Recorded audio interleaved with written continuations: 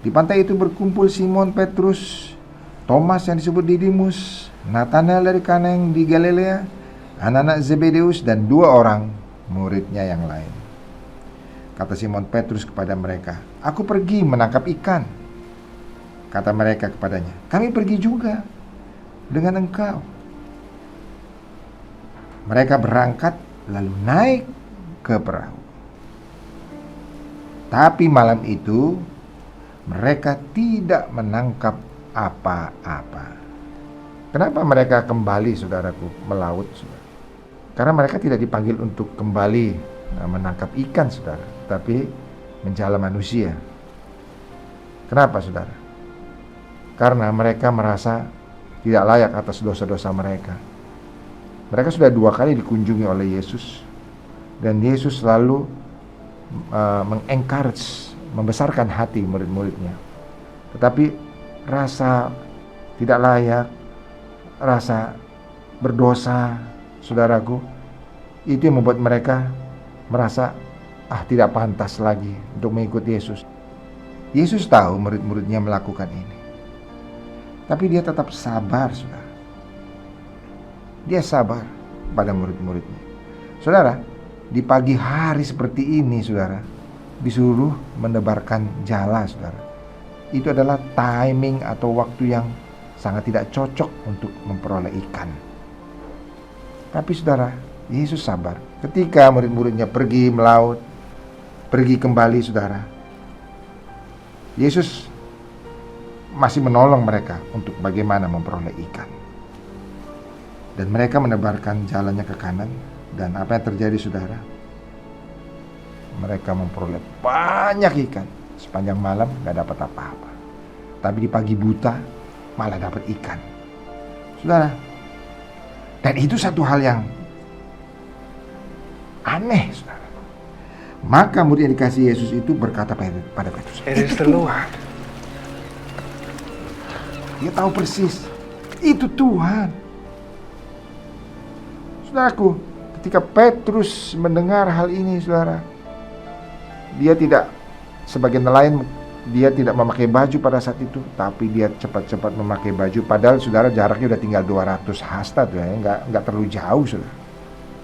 Tunggu sebentar aja, perahu pasti sudah akan sampai. Tapi dia tidak sabar. Itu Tuhan. Dia mungkin saat merasakan satu perasaan, "Tuhan, aku tidak layak. Tuhan, aku rasanya harus pergi daripadamu karena aku tidak layak." Tapi ketika dia melihat Tuhan selalu datang padanya, maka dia tidak tahan, saudara. Dia tidak mau menunggu mungkin 1-2 menit untuk perahu itu sampai di darat. Dia terjun, saudara. Dan kemudian murid-murid yang lain juga semua datang. Saudara, kita dapat mengerti kenapa mereka merasakan demikian. Karena mereka betul-betul tahu bahwa mereka betul-betul merasa bersalah kepada Yesus. Pada malam di mana Yesus mau ditangkap, maka Yesus berkata bahwa engkau akan menyangkal aku 3 kali. Saudara,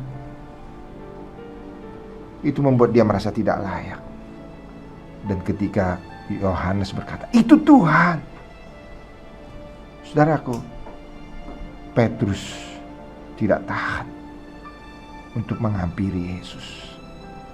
Dia tahu dia bersalah. Dia mengasihi Tuhan, tapi dia merasa bahwa dia telah salah jalan.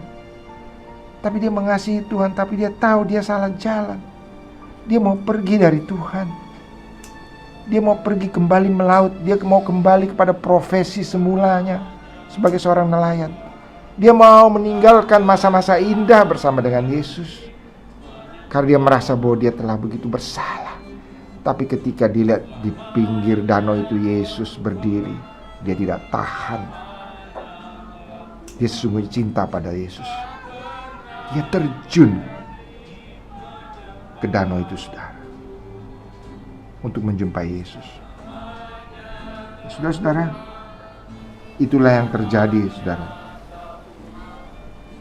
Semua merasa bersalah, tetapi mereka pada hari itu dikunjungi kembali oleh Yesus. Dan dia merasa bersalah. Walaupun dia sesungguhnya sangat mengasihi Tuhan Yesus, sangat mengasihi. Tetapi 3 kali juga Yesus bertanya pada dia, apakah engkau mengasihi aku? Dan dia menjawab dengan benar sesuai dengan hatinya, aku mengasihi engkau. Dan 3 kali pula dia diminta oleh Yesus untuk mengembalakan domba-domba. Saudara, menggembalakan domba-domba dari Allah. Saudaraku, betapa hancur hati Petrus. Begitu terharu melihat apa yang Yesus lakukan. Yesus tahu bahwa muridnya mengasihi dia. Tapi Yesus juga tahu bahwa muridnya pernah bersalah pada dia. Tapi saudara, penyesalan yang dalam dari Petrus pastilah diketahui oleh Yesus. Dan penyesalan yang dalam dimulai dengan ketika saat dia tahu ayam berkokok, dia menangis dengan sangat sedih. Hari-hari yang dilalui oleh Petrus pasti hari-hari yang sangat begitu menekan dia, karena dia merasa bersalah, saudara. Dan itu, saudaraku, ketika dia bertemu dengan Yesus di tepi danau ini, maka saudaraku, dia tahu bahwa Tuhan Yesus telah mengampuni dia dan bahkan memberi dia satu kepercayaan untuk dapat menggembalakan domba-domba.